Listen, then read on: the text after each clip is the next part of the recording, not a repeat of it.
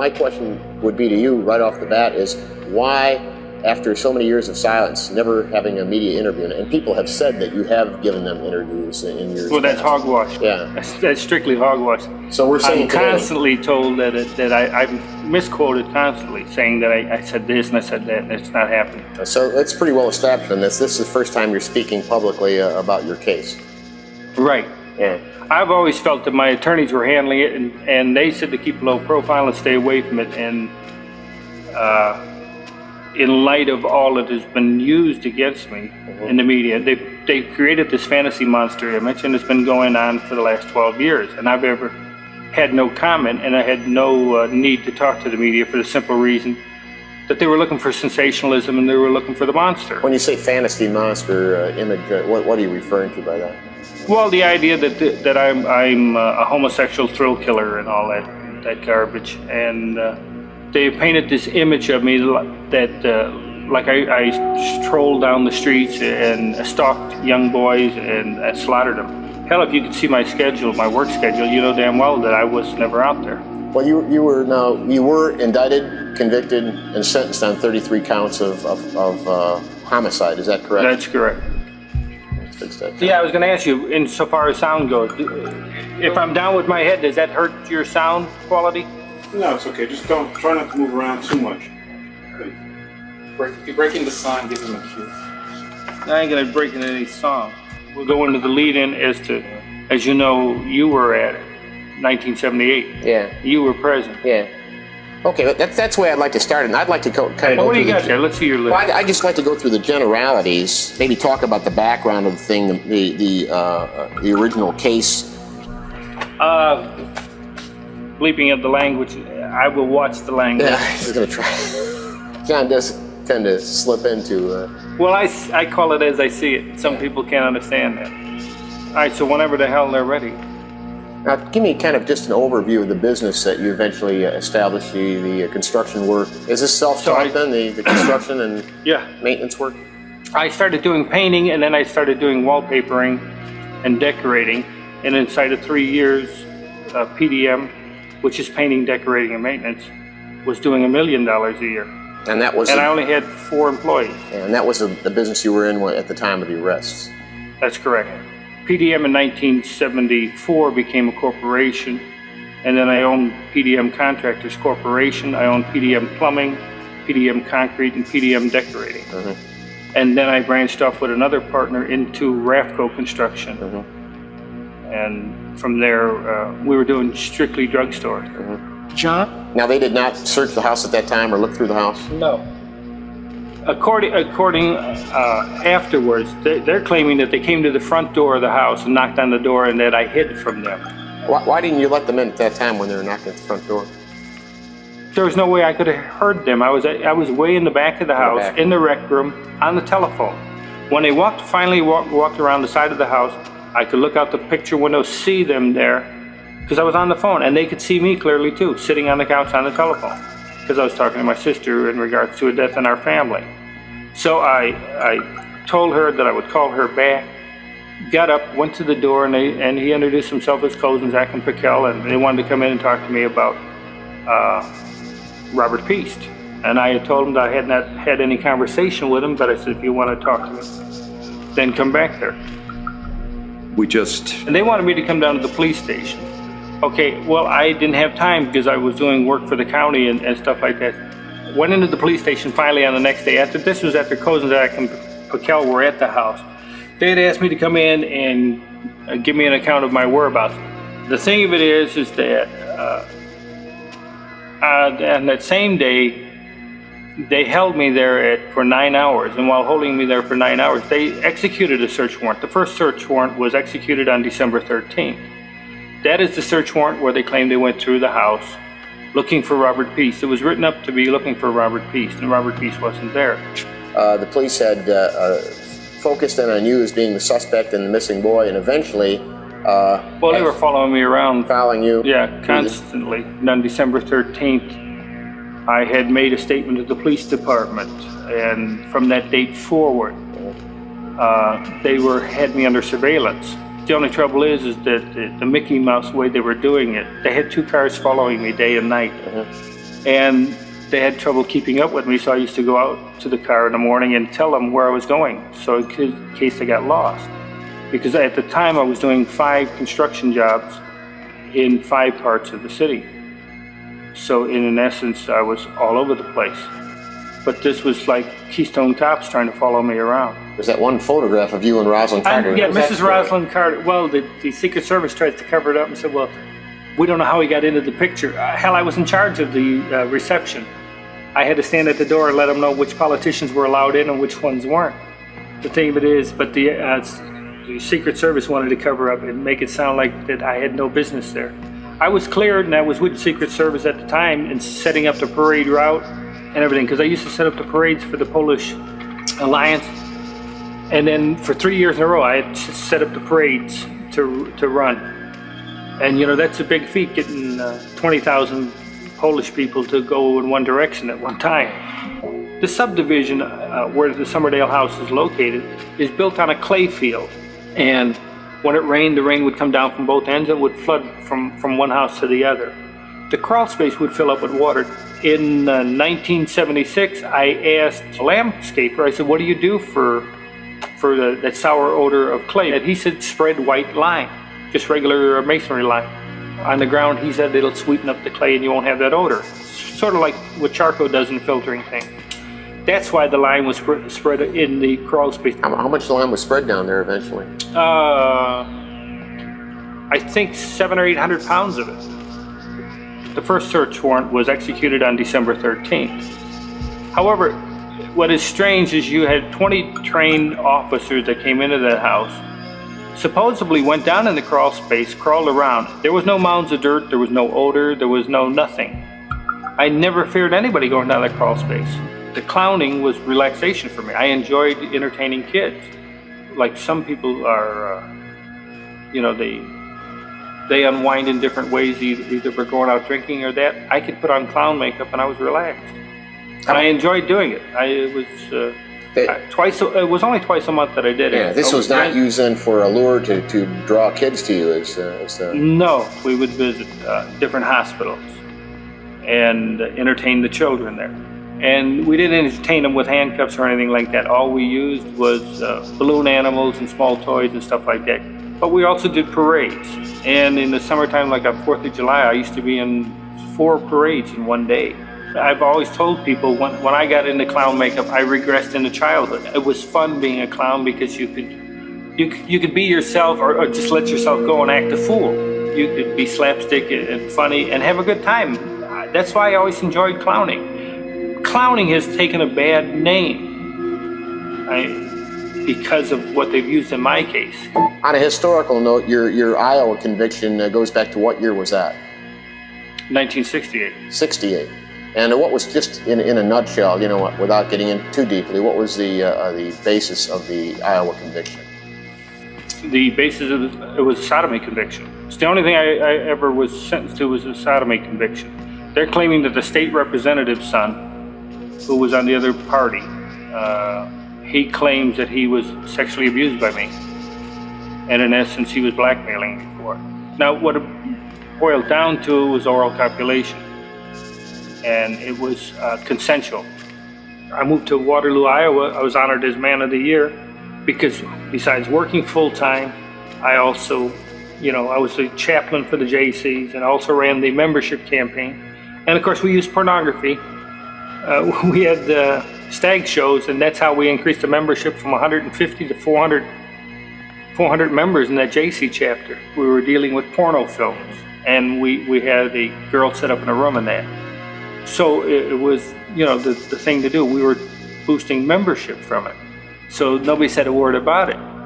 At the time, this young individual made the charge at me. He was blackmailing me. He wanted more and more money. He said, look, I gave you a blowjob, now you got to pay for this. I said, go see your father. He wasn't getting along with his father.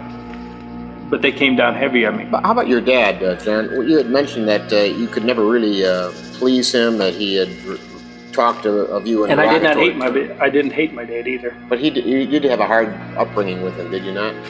My dad came from the old country.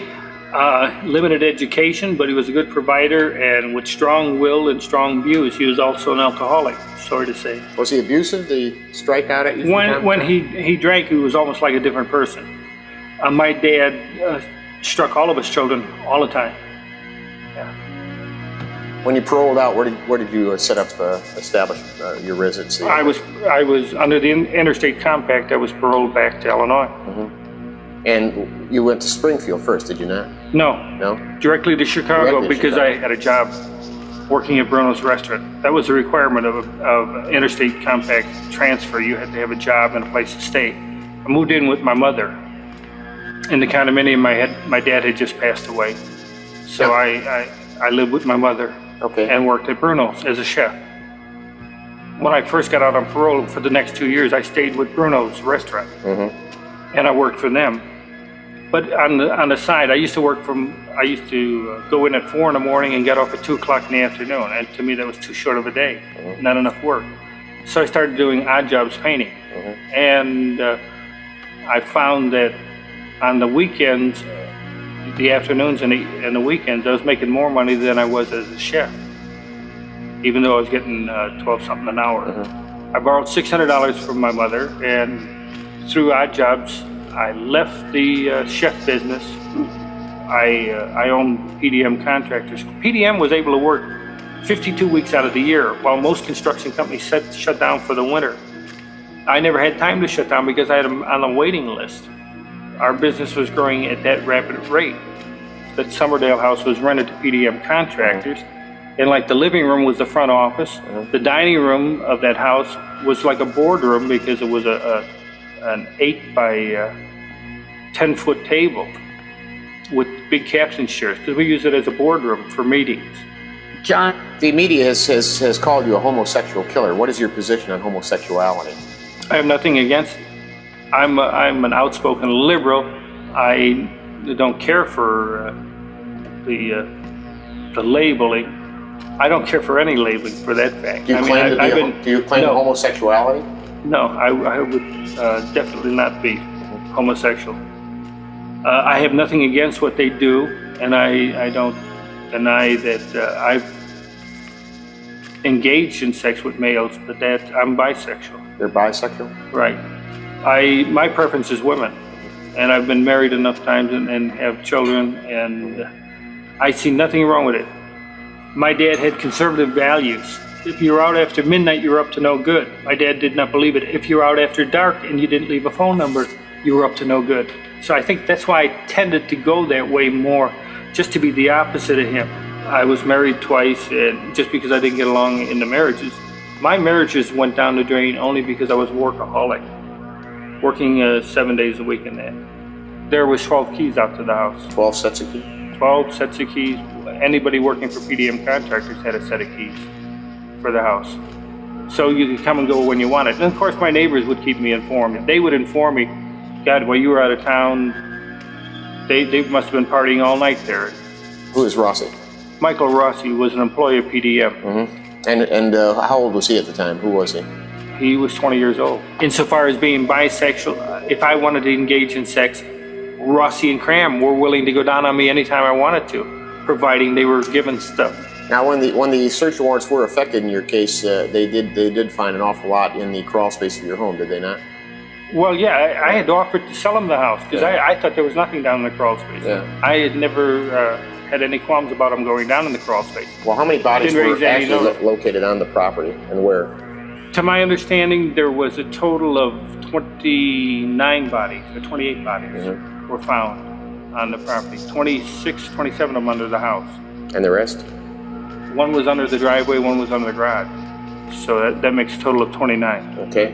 Now, from the standpoint of the arrest, when you were arrested in this matter, it snowballed. It snowballed. Okay. What was the date of that arrest? Do you recall? December 22nd, 1978 is when I was arrested. The rope trick is not the way I've described the rope trick. It's nothing more than a tourniquet. And I had explained it to them. I even demonstrated it to them. It would cut off the air. So if you're going to kill somebody, you just put it on their neck and twist it 3 times or 4 times or whatever until the person stopped moving. And you took him where?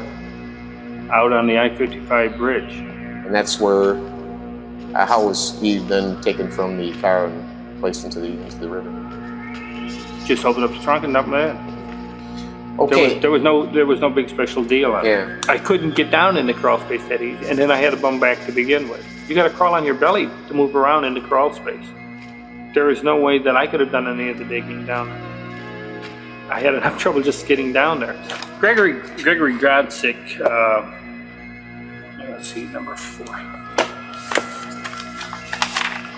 Gregory Godsick had come to work for me in according to this, 1976. He came to us through Taft High School through a program. He had worked for Republic Lumber Company, and then he came to work for us. And I'm not the monster image that's been portrayed of me. And the only way you can make a monster image is to make it look like I stalked the streets and picked up altar boys off the street. You know, they want to make them look like innocent babes in the woods, and I was swatting them like flies.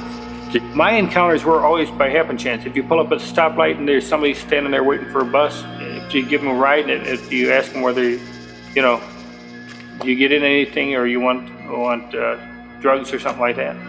That's how it happened. Always happen chance encounter.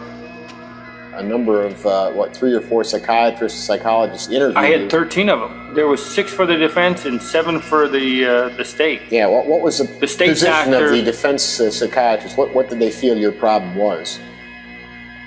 What did they come up with from the standpoint of... what the hell is it? That I can't remember offhand. Borderline personality, antisocial behavior. I don't see how anybody could be antisocial when you were involved with the public as much as I was. How about the multiple personality issue? Oh, the multiple personality came out of Dr. Reifman and Hartman. These 2 clowns from the Cook County there. They came to see me the first time. I said, "Do you want to talk to John Wayne Gacy, the politician, the clown, the family man, or the businessman?"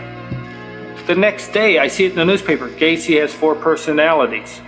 I think one of the headlines said I was a homosexual mass murderer, confessed mass murder. There is no confession, and we offered. I offered as much as $10,000 if you can produce a confession where I confessed to a crime. The time that I was interrogated by the police officers, there was no stenographer, there was no tape recording, there was no videotaping. Nothing was ever taken down, yet everywhere you'll see there's 5 confessions by John Wayne Gacy. Now, if I confessed to something, then why wasn't it videotaped? Why wasn't it recorded? Why wasn't a stenographer brought in, had it written up and have me sign it? There is no confessions in this case. What I did not know about this insanity defense is that in the state of Illinois, when you plead not guilty by reason of insanity, you're saying that you committed the crime, but that you were insane at the time. So it's not a question of innocent or guilt anymore. What they're trying to do is your whole trial now becomes an insanity trial where you're to decide whether a person is sane or insane. John, how about Tim McCoy, the last one of the 5 that you say you had personal knowledge of? Tim McCoy, even though he's the last one, he's the first one. He's the first one, actually. Right. The first of the 33. Tim McCoy was the first one, and Tim McCoy's name wasn't put on him until 1988. Prior to that, he was known as Unknown Number 9, and he was buried by me in the crawl space. That's the only knowledge that I have of it. What was the circumstances of that? He was killed in the house in self-defense. And who killed him then? I stabbed him. Yeah, and it was an issue of self-defense. Why was he in the process of assaulting you, or what? He was coming at me with a knife. I just took the knife away and twisted it in his hand, and that's what killed him. So at that point, you yourself did bury him then in the crawl space. Right, and if you notice, he's under concrete. Did you bury any of the others in the crawl space?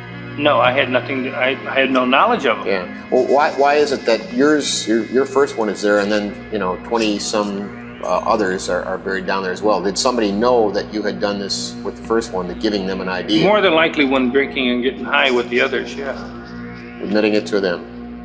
So you feel others then followed your suit in using this as a burial ground? Without a doubt. Yeah. Just want to highlight on John Zick. You know, they want to make such an issue over John Zick and his disappearance. I think he was killed for his car, personally. And your personal knowledge of the Zick case then is my personal knowledge of the Zick case is that I had come home and Zick and Rossi were at the house. I had a few drinks. I went to bed. When I woke up the next morning, Rossi was sleeping on the couch and Zick was dead on the floor. I went about my own business and he was gone later on. And where did he go? Where did he end up? I assume he ended up in the crawl space. Did you see him being transported down there? No, wasn't present. Didn't do the transporting. But when he was dead on the floor? He was dead on the floor, yes. And did you have a conversation with anybody about that? No. In other words, I just kept my mouth shut because I didn't want to get involved. My idea was to just stay out of it. John, let's step back to your childhood. What was your state of health as a child? At the age of 10, I was told I had a enlarged bottleneck heart. Okay, and so I had a tendency to pass out a lot. How about childhood illnesses? Did you have accidents rather? Any sort of injuries or accidents? When I went to the other vocational school, when I first went to the vocational school, I got hit with a park swing in the side of the head, caused a mastocyte. At what age was that? Approximately. 14, I believe. Got hit with a swing? Were you unconscious? Yeah, I was taken to a medical clinic. That was at the time, that's when I started seeing that I had epilepsy. Did you have any episodes of, seizures? Seizures? Yes, seizures were, according to the doctor, they claimed that when I have an epileptic seizure, I had 800 times my own strength, or 800 pounds of strength. Had you ever been sexually abused by anybody? At the age of 9, there was a contractor. Building contractor? Building a house next door, and he used to pick me up and take me for rides, and always wanted to show me wrestling holds with always putting my head in between his legs. But at the time, I did not look at it as sexual. He was showing me wrestling holds where my head was always constantly pinned between his legs or under his legs. I was 19 when I ran away, and that was in 61. I went to Las Vegas for 3 months. Took my car and left. Yeah. I worked for Palm Mortuary, being the night man picking up bodies at the hospitals and stuff for them.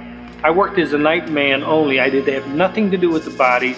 All this talk that I slept with the dead ones or had sex with dead bodies, there is no truth to any of that.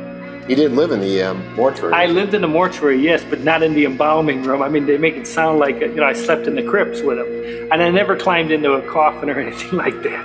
That is so damn ridiculous. It's the same thing. The contention is that I slept all night with Robert Pease. If you want to say I slept in the same house with a dead body, okay, fine, I'll buy that. But in the same room, no. And besides, the dead won't bother you. It's the living you got to worry about. I felt things were going to work out because I knew that I didn't do the killing, and I thought it would come out in the trial. But Amaranthi, with this insanity defense, and again, you can call it my ignorance of the law. It's like I explained in a letter to Chief Justice William Clark. The evidence based is on the theory that the more sensational the case is, the more crazier it sounds, the insanity defense would work. And I still think it was stupid. I think that they did a disservice to me, and they did a disservice to the victims. And you know what people don't understand? I feel I was wrongfully convicted for 33 murders, and it was only because of sensationalism and ego. The Des Plaines police did a sloppy investigation. This is, it may not be the correct way of wording it, but the thing of it is that they had other suspects, and they had tunnel vision in to say, it's Gacy's house, it's easier to put everything on Gacy. Yeah, your paintings have improved over the years. I think we've seen some... I think I've learned from each one of them. I guess it's the same reason why I relate to Michelangelo, because he was a workaholic, and Leonardo da Vinci. People always ask me who my favorite artists are and why. And I did not know that Michelangelo was homosexual. It doesn't make no difference to me. He was a workaholic.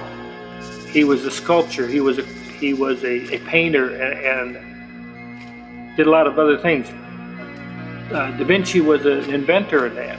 And of course, in my life, I've done painting, decorating, wallpapering, I've done mural work, you name it. As you know, I'm a bug about record keeping. All of my business records confirmed where I was, who I was with, what hotel I stayed at, what meals I ate. Everything was in the files. And all of those files on December 29th of 1978 were confiscated by the Des Plaines Police Department. And those files there alone could have proven that I wasn't in Illinois when 16 of these murders, when they finally set the dates as to when these murders occurred. Now, you did say that you never painted yourself as the innocent babe in the woods. We're going over the same thing. Yeah, we're not going to go into basically, no. But I mean, the point is if you feel that you're not covering up your part of the crimes, but at the same time you open up the thought that others were involved, would you be willing to cooperate with law enforcement people today to avail, say, the materials that you have amassed and to more or less pursue, if in fact there are others that are on the streets that have been involved in these murders? Would you be willing to cooperate and to assist to pursue that to the ends of bringing others to justice? Would you be willing to do that? I get no qualms about that, but what I don't understand is why wasn't it done to begin with, Bob? The thing of it is, they want you to believe that I and I alone committed these murders, and I had nothing to do with the murders of anyone. If anybody was involved, then how many people are we talking about beside yourself? We believe there was 4 people involved, and that would be Michael Rossi, David Cram, Philip Paskey. Here we've got a Philip Paskey who had a newsletter going on at the Cook County Jail. And here he is involved with a guy named John Norman. And John Norman was running Boys for Hire. They were making snuff films with young boys. To me, they were pimping them off. They were selling them. There was a crossover when we checked into John Norman's background that he goes all the way back to the early 70s, involved in, he ran the Norman Foundation, he ran Epic International, and the Odyssey Foundation out of Dallas, Texas. And these were organizations where wealthy men could hire young boys for sexual weekends, male prostitution. Had you ever met Norman? You ever had any contact with Norman? I have yet to see a current picture of him, and therefore I'd had to say no. Phil Paskey may have been with him at one time or another, because see, again, I came home from out of town at times, and Phil Paskey would be at the house drinking beer or something like that. David Cram is the one that brought Phil Paskey in, because his Cram, when he didn't want to do nothing, he got a hold of this guy and said, well, this guy can get you somebody for sex. I have a lot of things that I forgot that I can't remember. For instance, I can go back to my childhood and stuff and I still remember that, but yet I can go into the 70s and there are a lot of things I can't remember.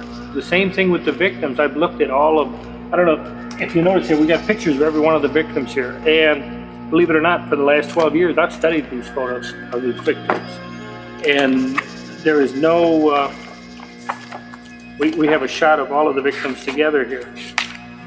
And when you look over at the photos, I have no recollection of any of them. Never met them. And we've gone over this more than once. They're just names and faces. And when you look at them, the thing of it is, we took it a step further. We went into their backgrounds. I wanted to know where they were at, what schools they attended, who they hung out with, and what kind of activities they were into.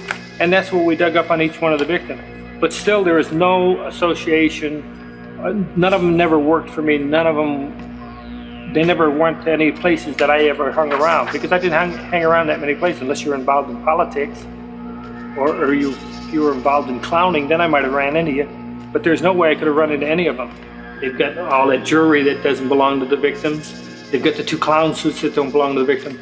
Just like I consider myself the 34th victim, I consider the families victims as well, because they did not get justice from the shoddy investigation all the way down through.